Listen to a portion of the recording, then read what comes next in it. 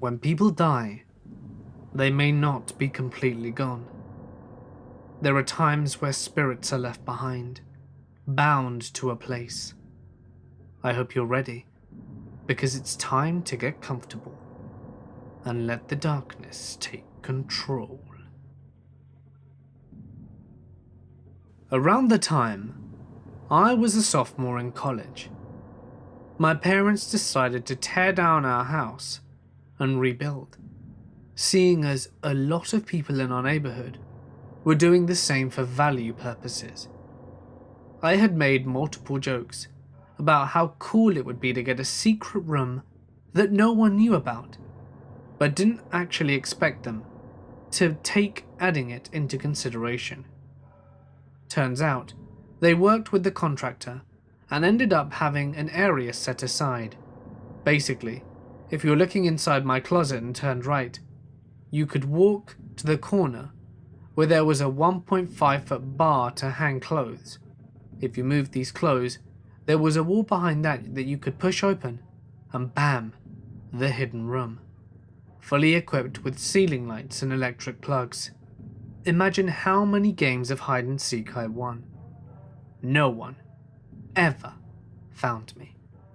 The room was my precious secret, and I wasn't going to share it with any person outside my family. Unfortunately, after a few months passed, I began to get tired of the room. First of all, trying to squeeze past all of the clothes proved to be a pain. Then I'd have to slide through the tiny space to get to the room, which wasn't all that big itself. The magic had worn off, so I stopped entertaining it. Fast forward a couple of months later, when things had begun to get weird. Our family had left for vacation 2 weeks earlier, so we had one of our neighbors take care of the house. We had been having a lot of crime in the area, so she occasionally stopped by to just check. When I had gotten home, I was exhausted and wanted nothing more than to crawl into bed. Opening the door to my room, which was dark, I noticed that something was off. I could see a faint glow coming from underneath my closet door. Okay, I thought to myself. My neighbor must have been going through my stuff, so I walk over to turn off the light, only to realize that the closet light switch was facing down. Confused, I opened the door, and to my horror, I notice in the corner all of my clothes had been shoved aside, so the wall to my secret room had been pushed open, and that light was on. How was it possible? No one knew of that room other than my parents and the contractor. I stood there in utter disbelief for about a minute, until I realized that my neighbor must have really explored the place. I warily made my way to turn off the light, followed by putting the wall door back in its place and moving the clothes back to their normal formation. I'm going to try and explain what happened next as best I can. Still kind of freaked out, or at least confused, I start to exit my closet. I'm standing in its frame looking across my room into the corner, where I have an iron floor mirror. I'm looking at the reflection when I notice that the closet space behind me suddenly lights up, and I hear this scraping noise, or at least I think that's what it was. My heart had been pounding so hard that my ears could only hear the rush of blood with every beat. I remember jerking my head back inside my closet to find that all of my clothes were moved aside and the wall was pushed open, and, you guessed it, the light to the secret room was on. Once I was able to move from my petrified state, I convinced myself that I had been so confused when I had initially seen the secret room open that I had not closed it back at all, but I knew that I was lying to myself. Throughout the next few months, strange events kept happening. There weren't anything major, but still, weird to the point that I couldn't explain them. For example, I would walk into my bathroom only to find that my toilet seat was being left up.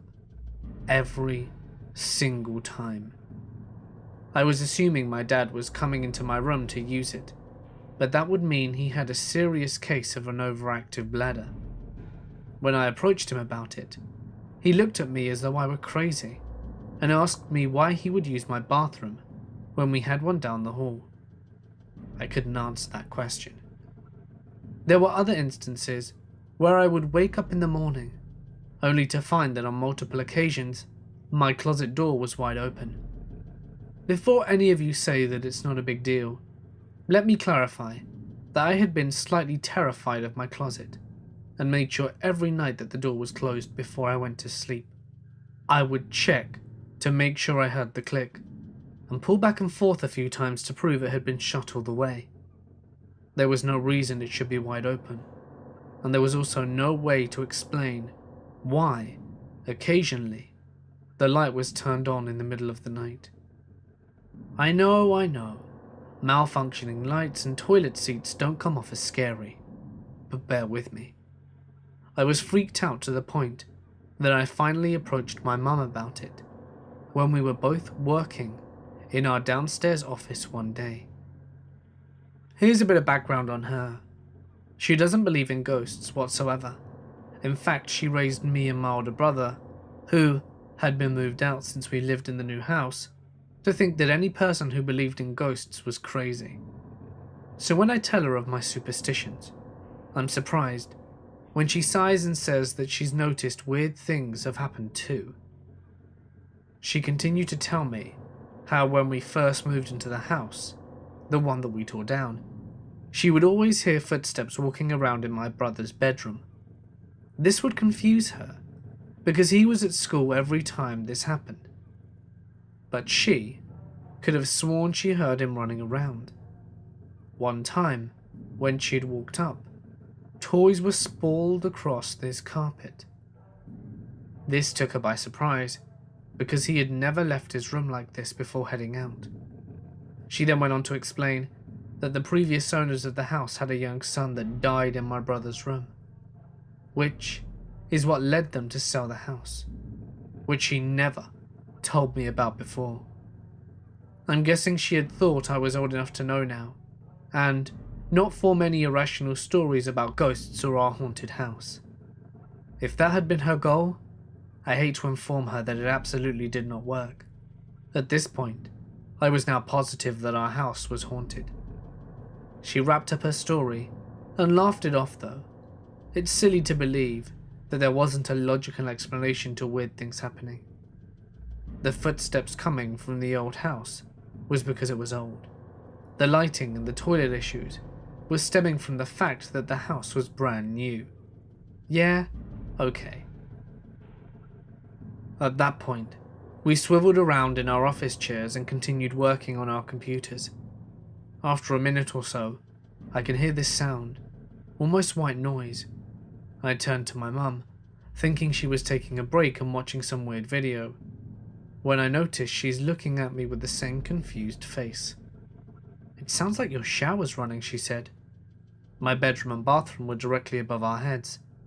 Our dazed expression stemmed from the fact that my shower hadn't worked for a good month or so, as a new house comes with many problems. Right as she said that, the water had stopped running, and things went silent, right before we heard 5 loud footsteps. I remember seeing my mum turn white, and immediately bolt upstairs past my dad, who was sitting on the couch watching TV. I finally joined her, only to find that she was looking in my closet, under my bed, everywhere. She had tried to explain to my dad what she had heard, but he insisted it was some piping issue, and she eventually believed him. There was no way that was piping. I just kind of stayed upstairs, accepting the fact that something weird, but probably harmless, was occupying my room. Oh, and as I was thinking about everything that had happened, I realized that my current room is exactly where my brother's room used to be. I know that's not how hauntings work exactly, but it makes for a better explanation at least. I was about 12 years old and staying at my grandparents' house after my aunt's wedding. The house itself wasn't very big and was the same house that my mother and her brothers and sisters lived in growing up. After the wedding reception was over, my mum wanted to take me back to my grandparents for the night, so all of the aunts could go out and get a couple more drinks. When we arrived at the house, my mother and I both could very faintly hear a baby crying, with a woman talking, trying to comfort the baby. Now this house isn't very big, so you can hear pretty much any noise in any point of the house.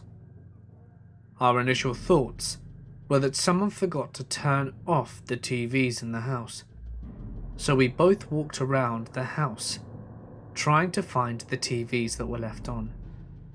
To our surprise, not a single TV or radio was left on, but the volume of the woman and the baby remained constant. It didn't matter which room we were in. If we were in the basement or the landing, the volume of the lady and the baby was always the same. This, of course, scared the shit out of me, as I never believed in ghosts before this happened, but there was no other explanation for it. Now my mother was a little freaked out as well, but she had a bar to get to, and she then just told me that it was nothing, got in her car, and left me alone in the ghost house. I immediately switched on the TV, with the volume as highest as it could go, without blasting out my eardrums. I was exhausted, but drank pop to not let my body fall asleep and give this thing an opportunity to attack me whilst I was asleep. My parents showed up a couple of hours later, to a kid, all wired on sugar, just staring at the TV screen. I later told my aunt who grew up in that house the story, and she was ecstatic. She had always claimed that she heard a woman and the baby in the house growing up, but nobody believed her. Ever since that day, I believe that something like ghosts exists to some degree. It doesn't matter how much evidence or data that people show me claiming they don't exist. I know what I heard, and it gives me chills just thinking about it. At least mine was pretty nice, and didn't break glass and other shit like some of the stories. Around 3 or 4 years ago, my family was looking to buy a house. We ended up touring a house in a very secluded neighborhood. It was a brightly colored house, and it was very old. It was 2 stories and very pleasant to look at. The realtors took us inside, and instantly I got a creepy vibe from the house. It had a long front hall that led into the living room. However, when you first walked in, if you looked to your right, there was this huge staircase with an actual Harry Potter looking room underneath it. The downstairs furniture was very old, and nothing, and I mean nothing, matched. When we went upstairs, the house had Jack and Jill rooms, meaning they looked exactly alike. It was creepy as hell. Me, having anxiety-induced paranoia, asked the realtor if in the state of Tennessee they had to tell you if somebody died in the house you were looking or even buying. When my family heard that, my father made us all get into the car and leave. One thing that made it even creepier was that the realtor looked pissed when I first asked that question. I looked online and found that the house had been up for sale 15 times in the past 5 years. I also found out that in the 80s, after it was built, the first couple that lived there were brutally murdered. The wife was found upstairs in the crawl space connecting the bedrooms, and the husband was found in the little Harry Potter closet, which I sat inside for about 10 to 15 minutes, while I listened to the realtor talking about the living room. I still get the creeps when I think about the fact that I sat in the exact same spot they found a dead man about 35 years before. I was stationed in Erlangen, Germany, between 1990 and 1993, but lived off post in Nuremberg. I lived in a condominium on Düsseldorf Street with my then wife and 2 daughters. My oldest daughter was 3 years old at the time and would often come running into our bedroom crying and complaining of a monkey in her bedroom. She didn't have any toys of monkeys or apes, so it was kind of baffling to understand her or her fear. Their bedroom and ours were across from each other between the hallway, and we could see directly into their bedroom from ours. One late night, sitting up in bed, reading, I caught movement out of my right side. Thinking one of my kids may be up, I walked into their room, but they were both asleep. I go back to my bed and book, and again, I noticed movement. So I glanced over to their room from my bed, and that's when I saw what appeared to be the outline of a child as it walked in the bedroom where my daughters were sleeping. I launched out of my bed and covered the distance between my rooms and theirs in maybe 4 leaps. Nothing. My daughters were both sleeping.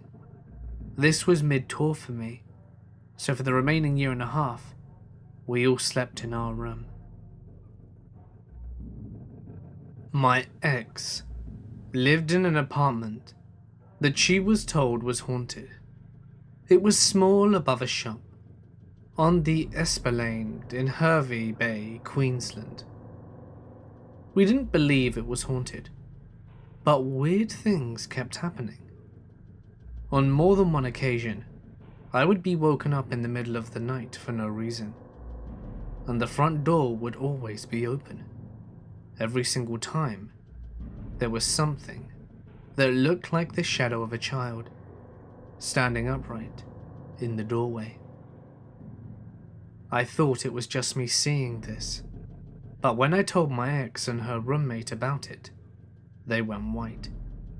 They'd been seeing things too, but not a shadow child.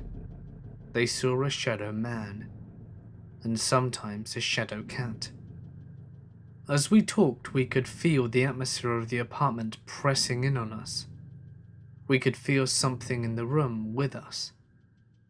I thought it was a bunch of horse shit. I don't believe in ghosts or whatever, but the more we spoke, the more afraid we got.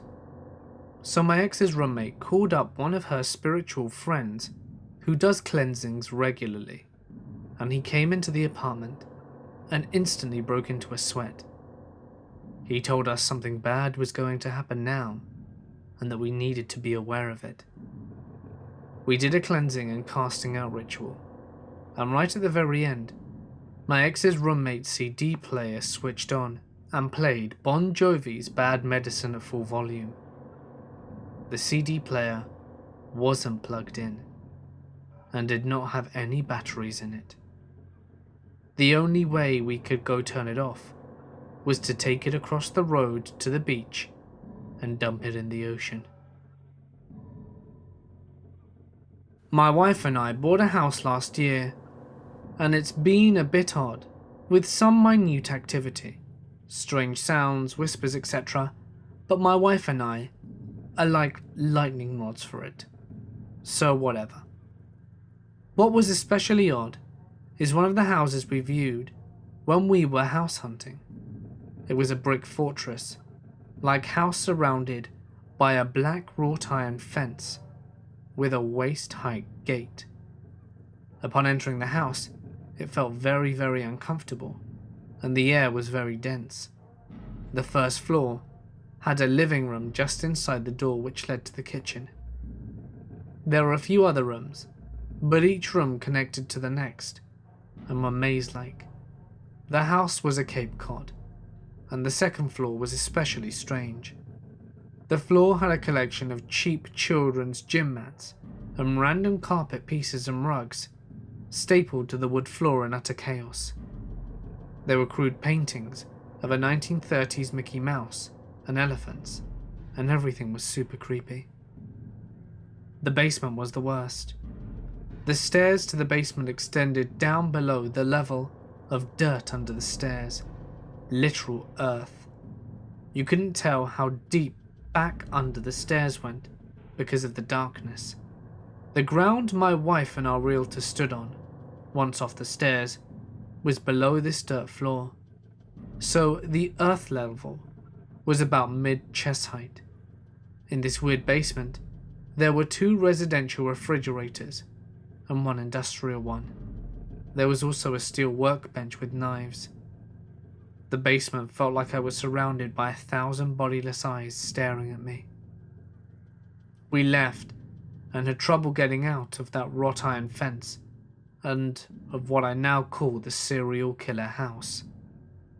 I was feeling pretty uneasy, but that easiness was made tenfold when the realtor told us that if we were interested in the house, that they were obligated to inform us that the house had been the place of several murders.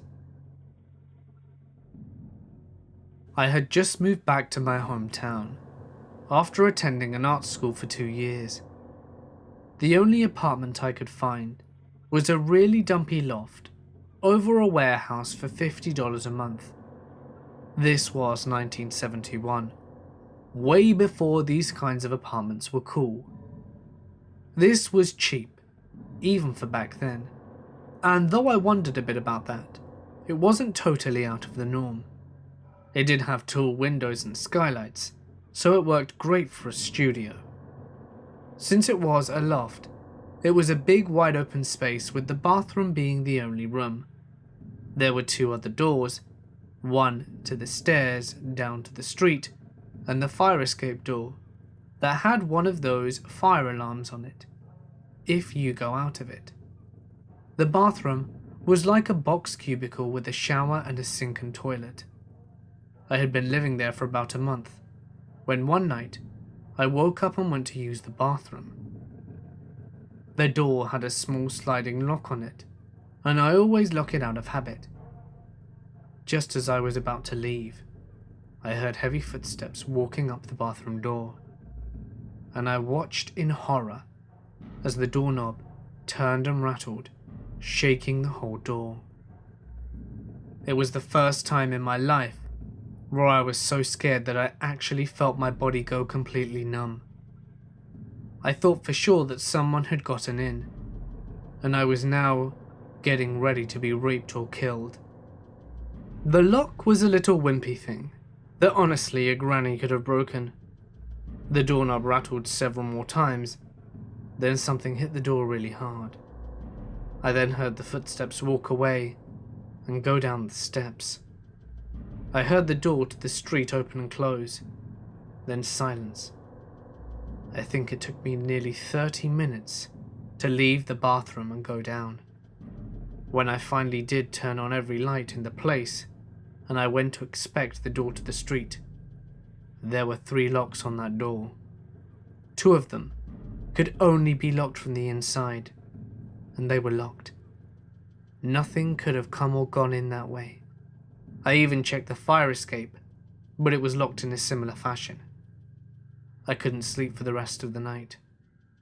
As it turned out, that was the scariest thing to happen in the loft. After that, I would hear footsteps and the door open and close all the time, and a few other not so scary things. The place convinced me, and quite a few other people, that these things were real.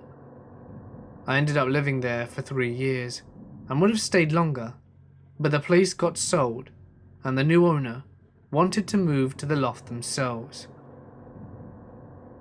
They only lived there for 2 months before moving out. Wimps. I work at a Remax Suburban as the front admin, and haven't heard of anything like this, but I was actually house hunting myself, and know for a fact a house I went to look at was haunted. My husband and I pulled up to the house, and this had to be around the 30th house we went to see. I started feeling sick and nauseous, and didn't want to go in. My husband convinced me to go in, however, because it looked nice on the outside. The house was vacant. It smelt old as soon as you walked in, and there was old antique stuff everywhere. The basement reeked like death, and the second I put my foot down, I almost vomited everywhere and went back to the middle of the stairs. My husband and our realtor were completely fine in the basement looking around. He then convinced me to come look at an old bar down there, so I held my breath. There was a separate room where the washer and the dryer were that I hadn't gone into yet, so they were looking around, and out of nowhere, a phone starts ringing. Keep in mind this property is vacant. I was following the sound of it, and no phone was ringing upstairs. It was in the room with the washer and dryer that none of us had been in yet. I started walking slowly towards the room, and every slow step, the ring got louder and louder, and as soon as I reached the doorway, I realized I had to turn the corner to find the phone. I froze, and I ran upstairs and went out the house. I scared the shit out of my realtor and my husband. As soon as I got back outside, my nausea went away. I know this place was haunted. It didn't help that when we left, the realtor expressed that someone had actually killed themselves in that house only about 10 years ago. Guess that explains it. I grew up in a house that was haunted. We no longer live there, but my parents owned the house for over 15 years. Growing up, we would hear and see a number of things that are most definitely not explained. Here are a few examples. I once heard heavy footsteps walking around my house whilst I was in bed, only to have them stop at my door, and then it went dead silent. Multiple people, unknown to each other, all independently saw a small boy walking in and out of particular bedrooms. Multiple people saw a man wandering the house throughout the years, and my brother actually put his hand through him in fear and in defense after he woke to him watching him sleeping. These are some examples of what we've dealt with. One day, driving home, I noticed an elderly neighbor working her garden and decided to stop and ask her some questions. Primarily, who lived there before us, and had she heard of anything occurring? She mentioned she'd been in the neighborhood for over 60 years, but never knew who lived in that house, because it never lasted more than a couple of months. The original owners rented it for a decade, and no one would last. She mentioned she was surprised my family had been there so long. I never mentioned our outer-worldly guests, but I got the hint that she knew. So yes, these things do happen. People will quickly vacate. The house gave off strange vibes, and sat vacant for some 5 years, until someone recently purchased it. I live in North Dakota. This paranormal experience is not one that personally happened to me, but my family. My grandma, grandpa, mother, uncle and aunt. When they were young, long before I was born. Some history about my family. My grandmother is full Native American, so I've always heard warnings about the paranormal from both my mother and my grandmother. I usually brushed it off as silly superstition. Then as I got older, I had a newfound interest in the paranormal. That's when I decided to ask my grandmother if she believed in haunted houses. She slowly looked at me and told me, "Oh yes, we used to live in one when your mother was a child." Now my interest piqued. "Could you tell me?" I asked. She cleared her throat. "Well, let me tell you a history of the house first. She told me that the house had originally been a parish for the minister and his family. They had conducted funerals in the basement there, since they didn't have a church. Soon, the minister's sons started acting strangely, out of character, and they became rebellious. Soon after that, the minister started acting strange as well. He became rude and took up drinking, and that's when my grandmother's father fired him and they moved out. Fast forward quite a few years, my grandfather had received his degree to be a minister, so he, my grandmother, mum, uncle and aunt moved into that very same house. My grandmother said it started with small things such as lights going out or the TVs turning off by themselves, which they chalked up to bad wiring. My grandmother then told me that my aunt, who was the youngest of the 3 children, started getting sick a lot and acting strange. They still didn't really think it was paranormal or anything. Then one night, when everyone was in bed asleep, my grandmother said the kitchen sink turned on. She said she proceeded to go downstairs to see who was up, but when she got to the bottom of the stairs, it had stopped. Thinking it was her imagination, she went back to bed. 2 events caused my grandparents to make the deductions to have the house blessed and move out. When my uncle, the middle child who was 5 at the time, told my grandmother that he saw a figure of a man standing in the hallway. He thought it was my grandfather, so he got out of bed and followed the figure down the stairs. When he got to the living room, the figure vanished. Then one night, the sink turned on by itself again. My grandmother went downstairs to shut it off, and this time, it was still on as she reached the living room. As she was about to enter, she said she saw her mother, who had passed some time before this, and she told my grandmother not to enter the kitchen because he was evil. The next day, my grandmother and father went to see her father, who was in the hospital. She told him about everything, and he told them to 1. Have the house blessed, and 2. Take only their belongings and get out of the house. So they went back, had the house blessed and cleansed, and the man who did the cleansing went to the basement. When he came up out of the basement, he was as white as a sheet. Now mind you, he was full native as well, and he then proceeded to tell my grandparents that an evil entity was there and was after my aunt. He then smudged everyone on the forehead and fought off the evil entity.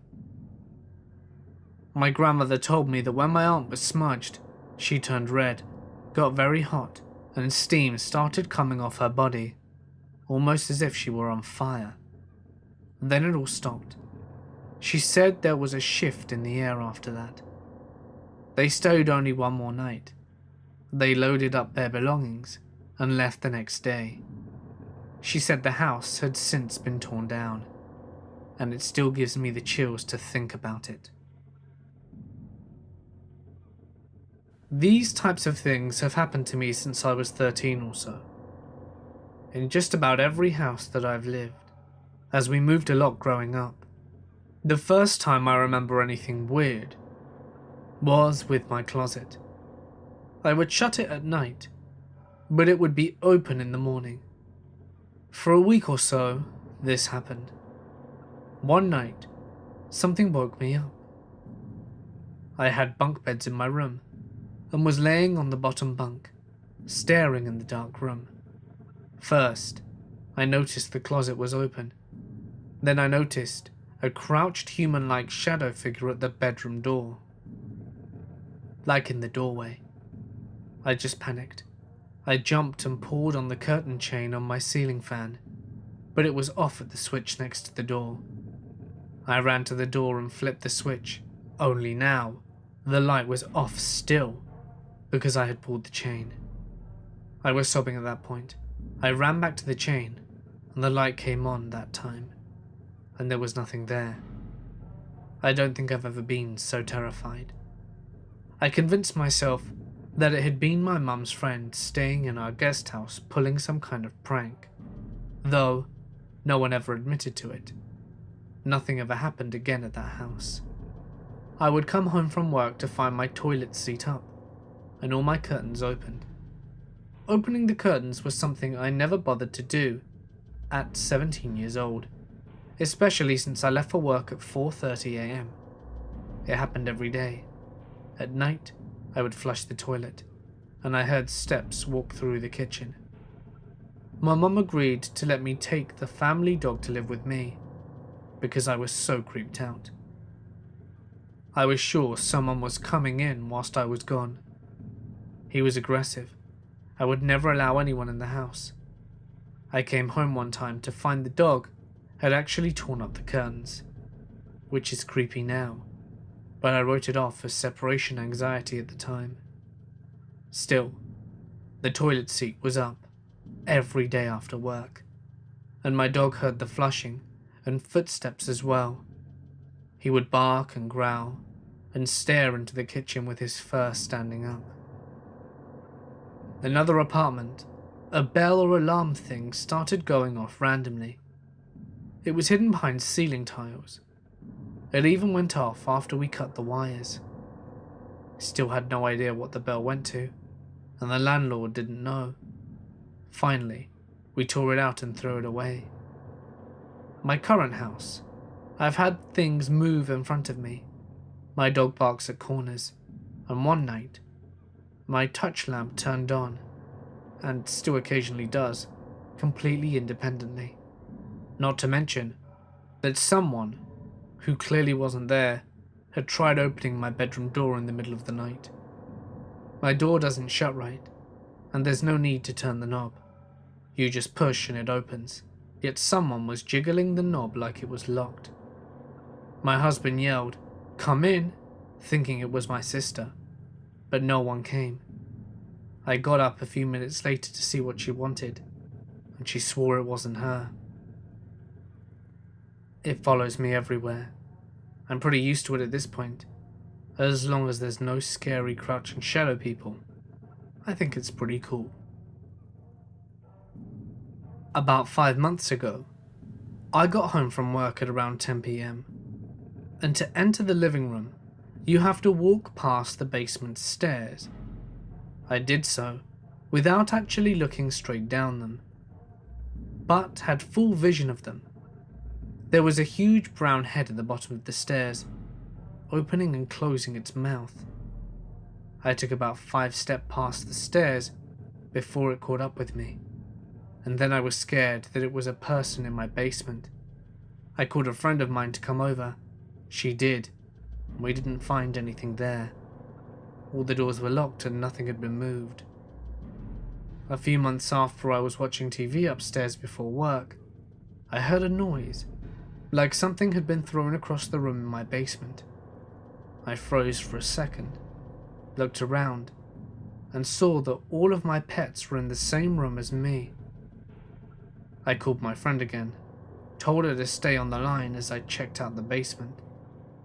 All the doors were locked, nothing was moved, and I've heard that noise, and it sounded like someone was throwing something large and heavy at the wall, about 5 more times. I still haven't figured out what it was, and I haven't seen the face again, but I always feel someone watching me when I'm in the kitchen at the top of the stairs. Hey guys, it's Mort here, and thank you so much for listening. In a way, I'm jealous of people who experience paranormal events like these.